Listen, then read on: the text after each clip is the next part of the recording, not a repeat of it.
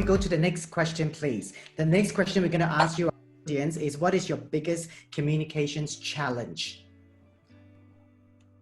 So site Thailand, yep, perfect. So here we are. You've got 5 answers to select from.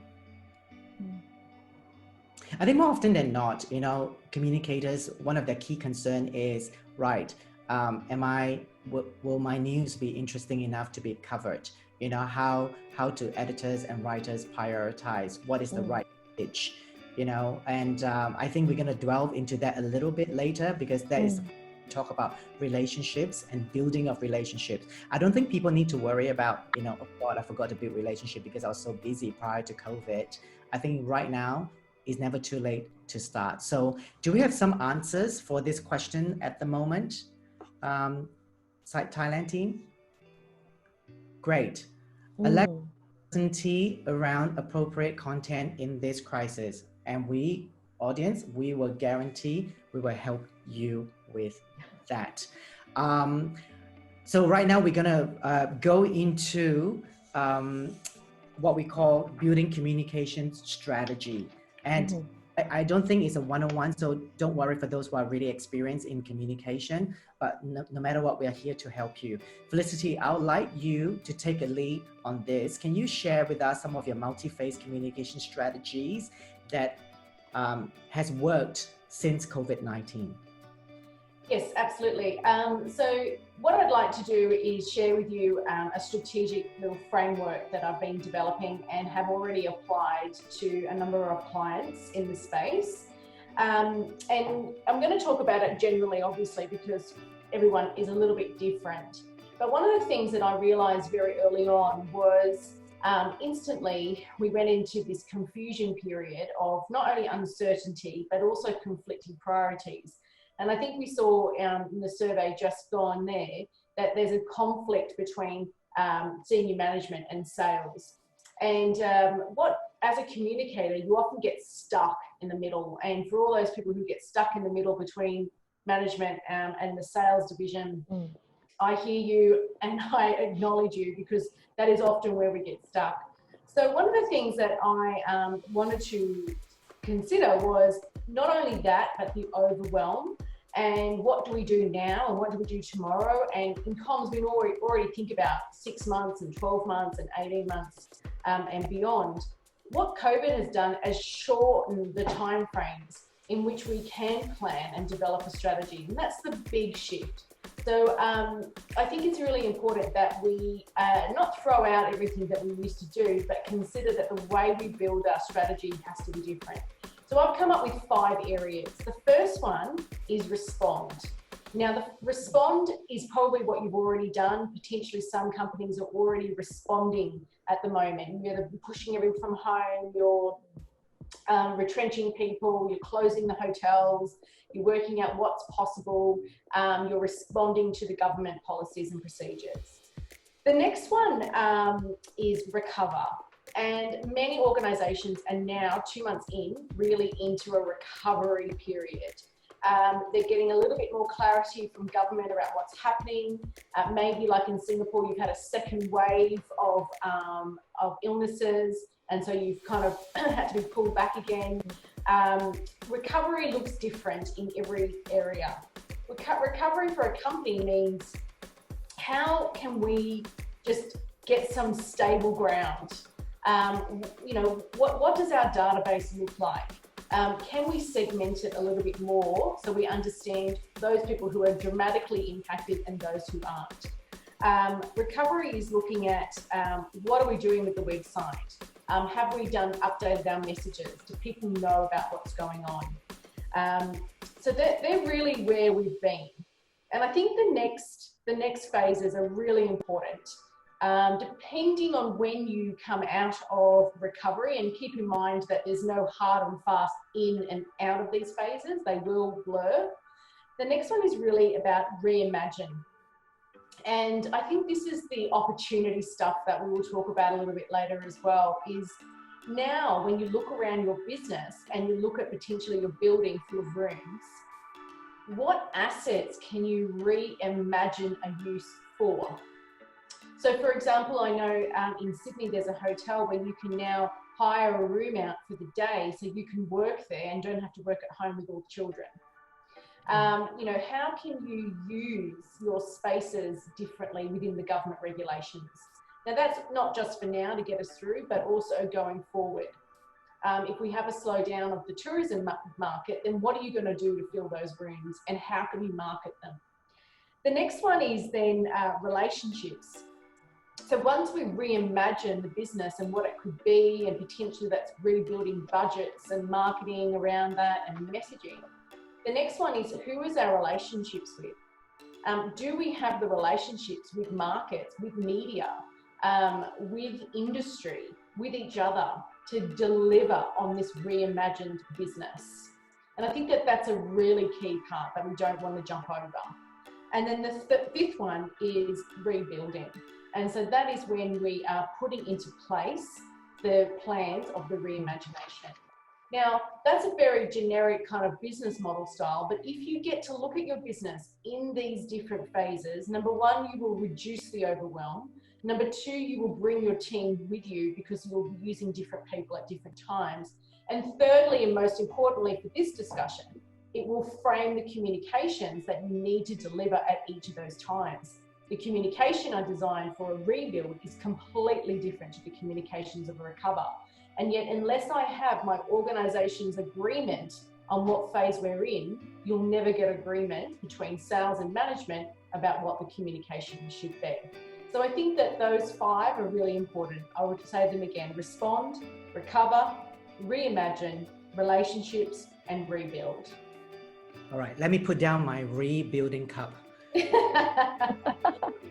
Okay, so we appreciate the 5 different phases. So are you suggesting, you know, if I'm a communication specialist or if I'm a director of sales and marketing, whether it's for a venue or a bureau or hotel, that I first must decide with my stakeholder which phase I'm in at the moment? Yes, absolutely. Because marketing with communications without a link just to the business strategy is just noise. Right. And my main message to people today is even though it's difficult, you need to ground your work into a greater business purpose. Okay. And those purposes have changed, and the time frame between what we're doing, and, you know, before we used to talk about the monthly sales goal, or, you know, occupation levels and stuff like that. Well, now we're talking about just getting to the end of the month, and then we're going to get to the next month. And so we need to be sure that we're all thinking the same thing. And the communicator, your job is to represent your organization for the external world, and the external world for your organization. So you need to know what's going on. You need to know where your industry's at, what the pulse of the nation is, wherever you are. And we need to say to our managers, we need to agree on what the immediate goal is, because otherwise you're going to be at risk of sending the wrong message and damaging your brand. I see the challenge for some of our PR colleagues, or even, you know, communications Marcom colleagues, that sometimes it's very difficult to get their managers' attention. You know, because I think during crisis, I think, or, you know, when there's a revenue downturn, everyone focus on sales, and then everyone was like, okay, stop, the marketing budget is wiped out, and you know, people like Karen and myself are expected to, you know, churn news after news, but the challenge is really communicators may not be able to get the attention of their bosses. So what advice, Felicity, would you give for them to be able to use the right keywords or the right information, or where to get the right information to get their boss's attention? It's a really important point, and it's very, you know, depending if you've not worked in that way, or if you work in a very hierarchical system, there are major challenges, either culturally or just within the hierarchy of your organization, how it works. I would say that at this point in time, most senior people are open to ideas. Bring solutions. Say to your bosses, I have identified a major brand risk. I'm concerned that if we do it this way, this is the risk that we will have for our business. And we don't need another crisis right now. I think so that's... I think that, using the words of risk, so here's a solution, here's an idea, and don't put your ego into it, throw it out there. I've been proactively thinking about this. I think we have this risk, this could be a way forward, can I discuss it with you? And, no manager in their right mind is going to ignore an email like that.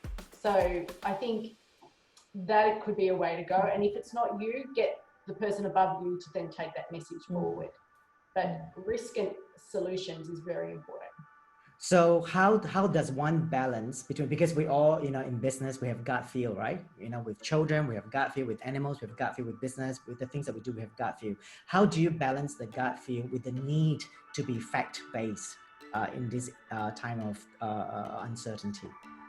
Yeah, it's a really good question. I mean, a normal corporate process is you go and do some market research, you talk to people, blah, blah, blah.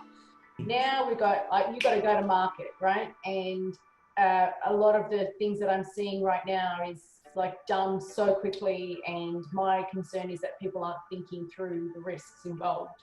However, saying that, we also need to keep active, and how you've gone into this crisis in terms of your brand strength and your brand equity really does determine your ability to respond to it. So that's why it's really important that this work is done every single day of the year, regardless of what's going on in the world. So I will say that everyone's different, because if you've got strength going into your brand, it is different. However, everybody is getting the same information at the same time. Your managers and senior people are getting the policies and directions from your country's government, at the same time as you. So in lots of ways, this is a huge opportunity to have a think about, you interpreting that information through a comms lens and using your experience to go forward. So your gut feel is actually just your internalized experience. I would say talk to your teams, throw some ideas around. There's a lot of recommendations right now about, talking to people and trying it out. Ring 5 people, ring 5 clients and say, look, what do you think if we did this? But at the end of the day, I think if you're honest, if you're transparent, if you're authentic, and you're listening to the audience, and you're working out how COVID is impacting your part of the world, then you really are going to be pretty close to the mark. Okay. And so how, I think that when I speak to people in brand management, obviously everything is upside down. People are wanting different things. They want to hear different things, and every single week could be different. So in terms of maintaining brand consistency and also making sure that you have a differentiated brand messaging, what advice would you have that for our communicators out there who are looking into making sure that the brand messaging is right? So this is the time to build brand. This is the time to sow your seeds, not reap your seeds. Okay. So I would say that if your brand, hotel brand, is about personalized, high-level quality service, and you have the staff are available to you, I mean, I would be thinking about some personalized content or a gift, or at least a phone call that with someone who's educated on who that client is, and offering them just an ear. We hope you're well. What's going on in your world? Not to sell them anything, not to give them an offer or 15% off or 100 points to do this. I mean, that's not the time right now. So if your brand is about convenience, how could you emulate convenience in an email, in a gift, in something practical? How could you emulate hospitality? What about saying to people, you can't enjoy our hotel right now, but here's our little bottles of shampoo and conditioner, and here's a Spotify list, and here's one of our towels. We hope you have a lovely evening. So bringing the hotel experience, to me, a hotel is not selling open space or walls or a bed or a fridge. To me, a hotel sells an experience. So that is what you're selling as a brand. So how could you emulate that brand experience in a different way that still represents the same value? If you started there, you might go down a different track in terms of ideas. But what tone should be used, should be applied at the moment? Is it empathetic tone? Should we be more personable? What is it? I think that often in communications, and especially maybe in hospitality, and also through different cultural lenses, we put up this corporate facade, as I spoke about before. I think you should always think about the tone of your communications as if you were talking to your best friend, or your neighbour. If my neighbour is gone through a major crisis, lost her job, is stressed, I'm not going to run over there with a menu of items in which she could buy from right now, am I? I'm going to run over there with a cup of tea and a hug.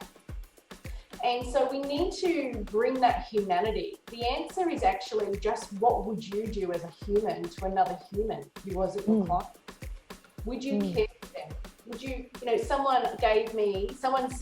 recruiter sent me a pair of nice fluffy socks. And they said, we just want you to be comfortable and safe. That was it. So they gave me these beautiful socks. That's memorable, that's brand. So always think about you as a person talking to that other person, and what authentic communication would you give? That is your cue for your tone. Okay, I would like to change. I would like to keep on the conversation about tone of messaging. First of all, I want to acknowledge the audience. Thank you for putting. There are 6 questions in the Q&A box at the moment that we'll get to very shortly. But I want to first focus on tone. So Karen, what sort of tone are you being receptive at the moment that will allow messages? I'm sure you receive like 200 press releases a day that will make it stand out. Give us some. Okay, before I get to that, I just want to just emphasize this point. I've came across people who said, there's no need to study communications. Communication should just come naturally. There's no need for, a certificate or a degree course for that. And what Felicity is saying is just emphasizing that comms is a science and art, and you really need to have that level of knowledge in that in order to be a great communicator. Okay, tone of voice in the content. Now, first, when the crisis first started, right, a lot of the content was on how the impact was for businesses, and that was around January and early Feb.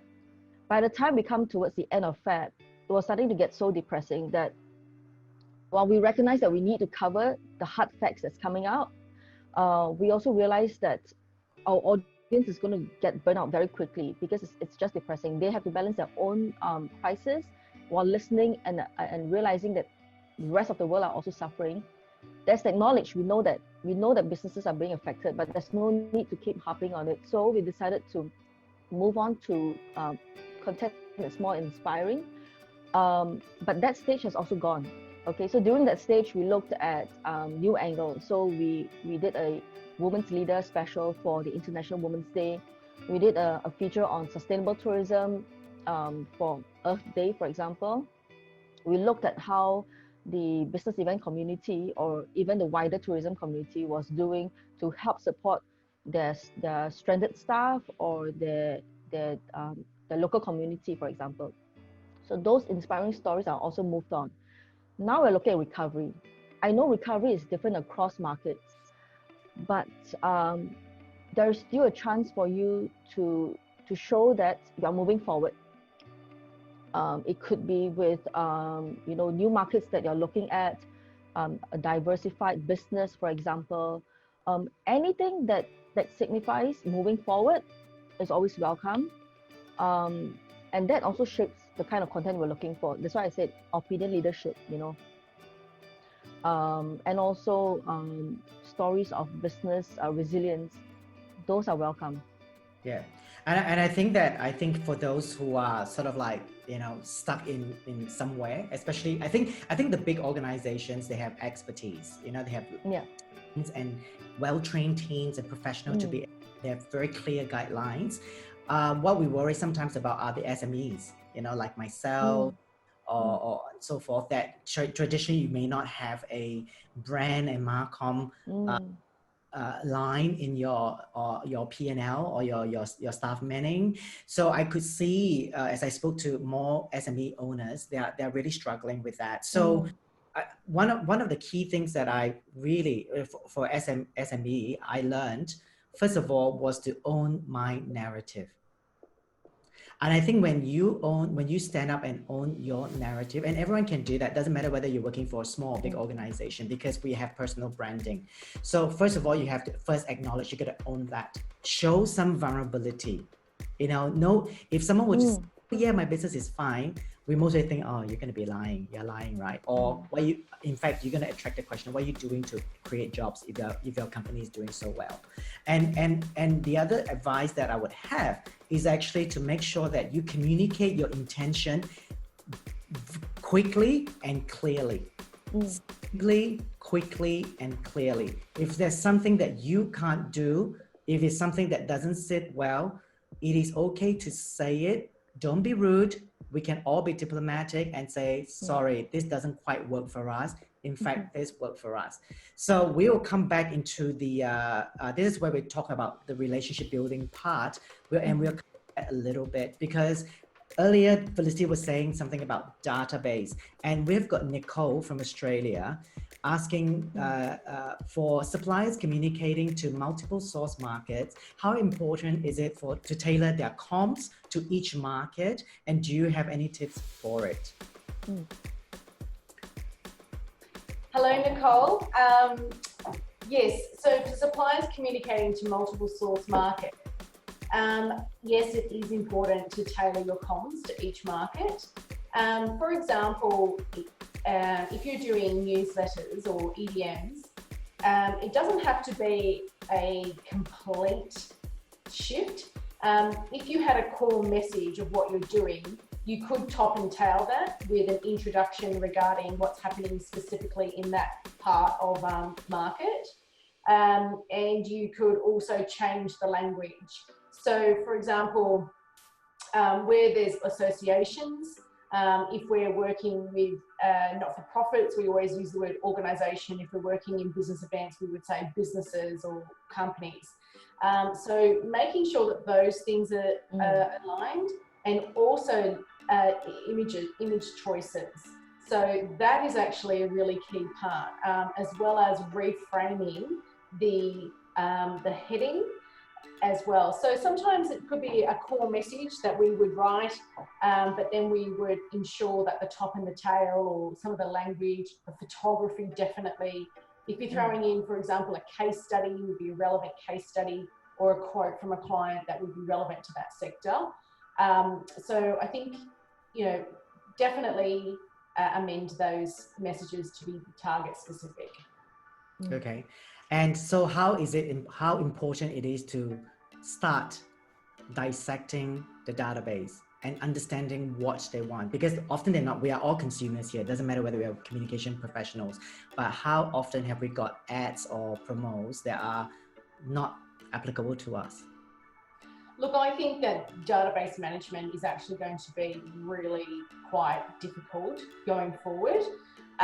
First of all, I think we need to ensure that we put it onto our plans. Often the database management gets forgotten, and it's one of the most important things you can do. So because it's boring and it's tedious to manage a database, people don't want to do it, and they kind of skip over and do all the fun content and videos. So first of all, I know through working through the GFC, for example, the shift in the amount of people on databases was enormous. And every time we would send an EDM out, we would get 25 bounce. People just did not even exist in those jobs anymore. And I imagine with this COVID, it's going to be the same. So first of all, we need to expect a lot of our data quality to drop. So you've got 10,000 people on your database, expect 2,500 of them not to be there, especially in really affected industries and markets. Second of all, really looking at the segmentation of who you're talking to. So really there should be a journey map around how you engage with your clients and giving them and warming them up to the sale. So looking at the senior people, what type of issues are they dealing with? How can you segment them out and deal with that separately? For example, if you're talking about, selling a year's worth of hotel rooms or event experiences, that is a completely different sale than to the event manager who's putting them together. And also in corporate land, we have these incentives to buy. They're not relevant for everybody as well. So personalization was a major trend coming into the coronavirus, and it certainly will be heightened going out. So people will want to feel that you know who they are and that you're recognizing their individuality. So also making sure that you've got personalization within your newsletters, like Dear Felicity, we hope everything's well at Zadro Agency. That kind of stuff I think will be important. So please think about your database. Now is the time to go to all the executives and get their data dumps from their emails and put it into your database, sort through them, and you will quickly realize whether you're in a position to even sell out of Corona, or your quality of your database has just dropped so much that you actually then start on your database creation strategy. So I think you really need to know where you're going to be with that database. Absolutely. I've got one more questions about building strategies before we go into the relationship part. I think the building relationship is so important. We've got at the moment 2 hoteliers from Bangkok, Thanos and John. They're going to ask a little bit about that relationship and kind of information that needed to go out. But before that, internal, external communications. Is there still a line between the two? And if so, what's the difference? Felicity? Well, for me, there's never really been a line. I'm an integrated communications manager. I've always believed very strongly in the power of internal communications. I don't believe that a hotel business is anything without its people. I don't think any business is anything without its people, even a technology company. So if you can't engage, inspire, communicate, connect with your internals, then what are you doing? Because the biggest problem we have in comms is that we're told to go externally and tell the world that this brand is innovative and hospitable and cutting edge and modern. And then someone goes, oh, that's great, because that's exactly who I want to work with. And then I turn up to my meeting and the staff member is none of those things. And not only that, they don't believe in that anyway. So now I've now created this expectation, reality, huge gap, and you'll never get over it. People will always remember it. It's the most powerful, negative way to impact your brand. So if you're going to say those things, then you've got to back it up. And the only way you're going to back it up is by your people believing and being those things. So internal communications, it's so important. Culture, your brand is your people. And I just think going forward, the conversation around this stuff has got to stop, and we've just got to move on and accept it. And corporations putting money where that is very, very important.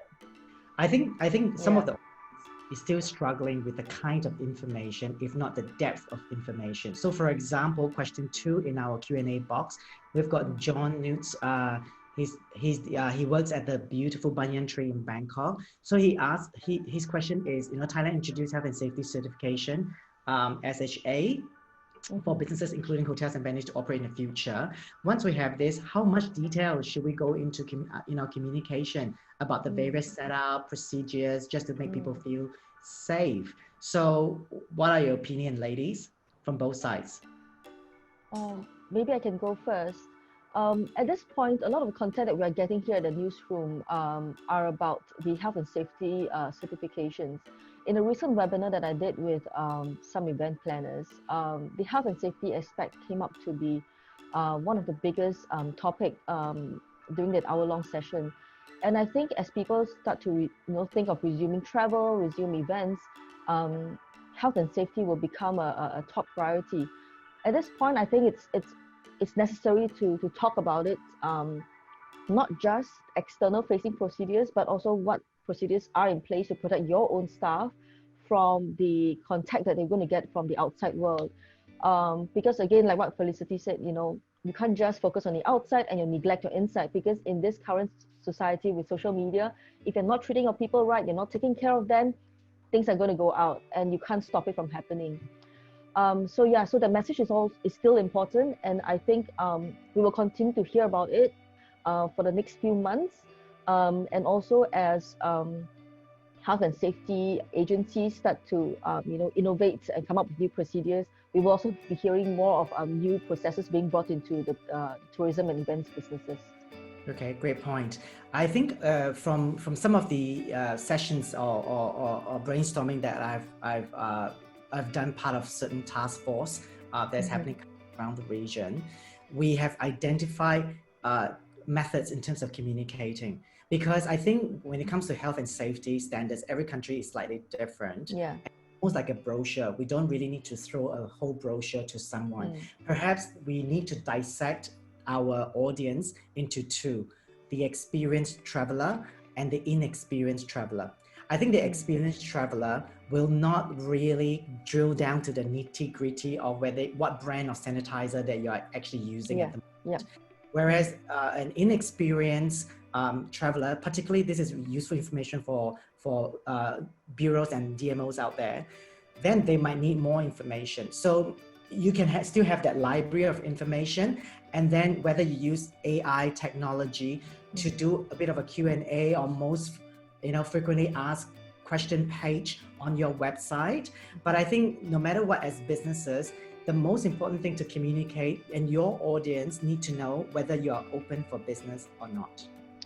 I think many a times I've got event planners asking me, do you know if that place is still open, or when are they opening, or when are the skies opening, when can we book flights? And I think people need to do that. There is a survey that was done, and I think effective and mature event planners and travelers, the health and safety is not really that number one in their decision-making process. Of course, there are fears around and so forth, but I think most importantly is we have to make business sense. So I think when we push out communication, if it's like a promo, then we need to make sure that we also go with we are 30 days from opening. If you come back, you get 5% off, you get double points. And I think then it makes sense, instead of we can't wait for you to come back. We don't know when we're going to opening, but in the meantime, when you come back, you do this. So I think it's something that we need to understand and keep in mind when we are communicating, particularly with customers.